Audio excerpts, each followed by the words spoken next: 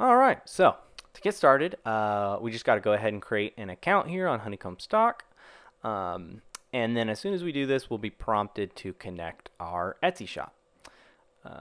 So for this video, I just have this example Etsy shop. It's got two listings. Both of them are gift baskets. And each one has a different kind of option that the customer can choose. So this one is a wine type. The other one's like a popcorn variation.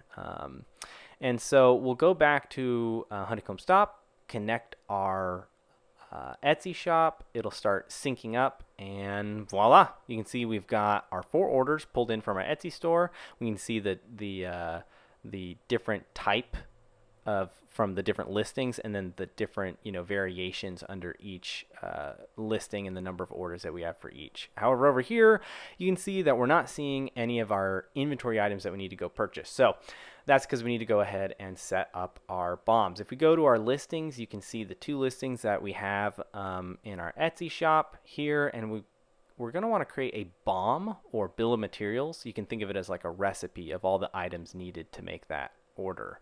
So we have 3 here, 1 for each of our different variations. So we'll go ahead and create a BOM, and you'll see that we don't have any inventory items, so we just need to click in here, go ahead and add a new item, and we get to add in an item name, a description, and a quantity. So we just go ahead and add that, click submit, and just like that, it's done. So now I just need to go ahead and add one in for each of our other items.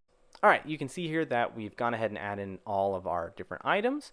So we just need to go back to our listings page, go into the bill of materials, and now we'll be able to create a bill of materials for each variation. So come in here, and I get to just add in all the items needed to make this variation for this listing. So you can see I'm adding red wine because this is our red wine option, and I'll add in packaging or any other necessary materials. Go ahead and submit it, and it's done. So now I just need to do the same thing but for each of our other options here. All right, so you can see we've gone through and added a BOM for each one of our different wine options, and we went ahead and did the same thing for the other listing as well. So if you go back to the dashboard, under the inventory section, you can see that now based on those BOMs for each of those options and the number of orders, we're correctly calculating the items that we need to go purchase to fulfill our pending orders. So if we go back to the inventory section, you can see we're now showing our on-hand inventory as well as the inventory that we need to purchase.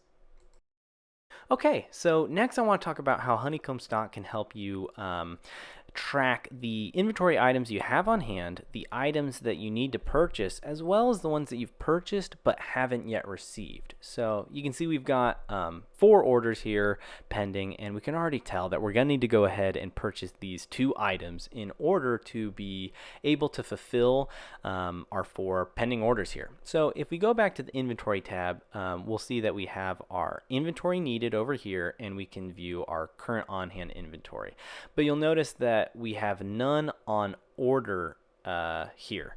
So to update that, we can just go to the dashboard. You can see the items we need to purchase, and if I go ahead and purchase them from my supplier, all I need to do is just come in here and mark them as ordered.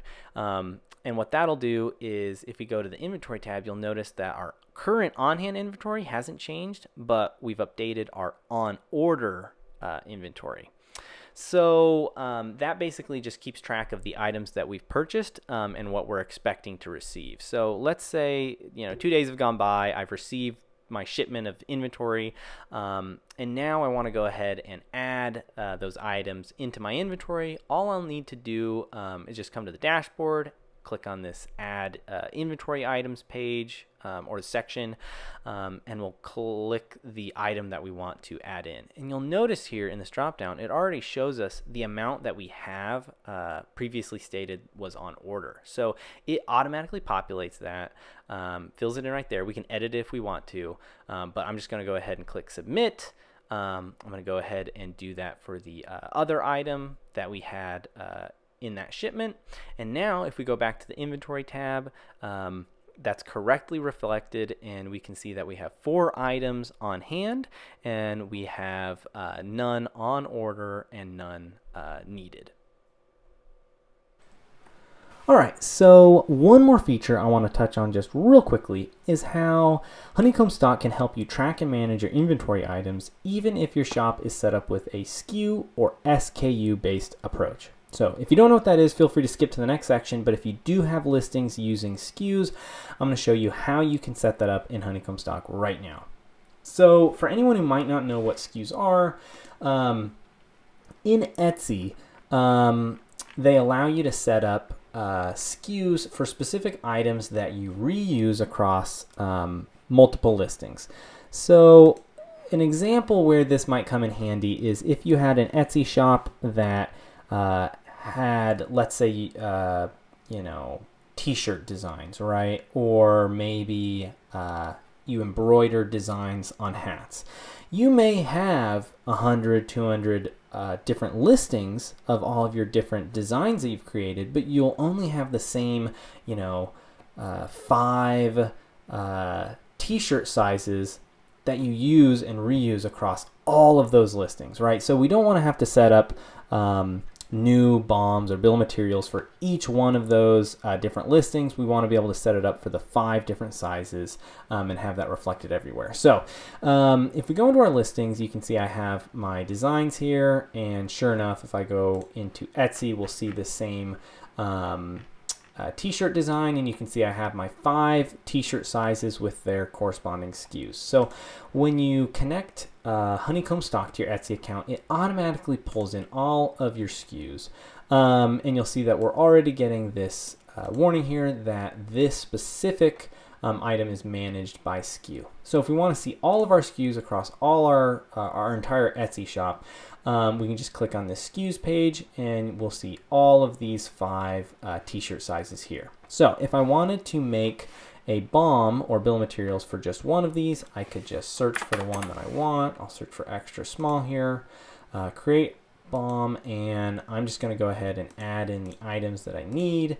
Since this is a extra small t-shirt, I'll add my cotton tee in extra small. I'll add a promotional flyer, and lastly, I'll just add in this bubble mailer for packaging. So I'll go ahead and submit that, and now you can see that we have our bill of materials set up for this one SKU.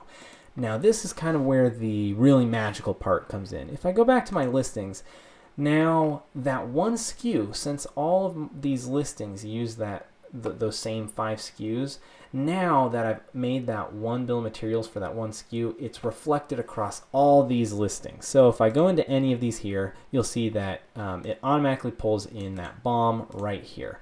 If I go into any of the other listings, you'll see that it's also reflected there, and that allows you to create a single bill of materials for a single SKU and have that applied to all of your 50, 100, 300 listings. It's really, really cool. And if you ever update it or edit it in any way, it's automatically reflected across all of them. And so that is how you can use SKUs in HoneycombStock, and it's a real productivity booster, and it helps you really save time and avoid having to set up bill of materials for each individual one. So if we go to our dashboard, you can see we're already pulling in those items that we need to fulfill these orders from that one SKU that we set up. So that's how you can set up SKUs to use across your Etsy shop. All right, and that concludes our brief overview of HoneycombStock and some of the key features that you can use in order to help automate your inventory tracking for your Etsy store. Hopefully this video has shown you how to connect your Etsy store to HoneycombStock, how to add in your inventory items and your supplies, as well as how to create those bill of materials or recipes for each of your listings and what supplies you use for each. And overall, hopefully this video is just showing you how you can automate your inventory management and tracking with HoneycombStock. So if you have any questions, feel free to reach out to me or leave me a comment. You can also use this contact form on our site to get a hold of us, and I will make sure to answer any questions or concerns that you might have. And with that, I will let you guys get back to automated inventory tracking.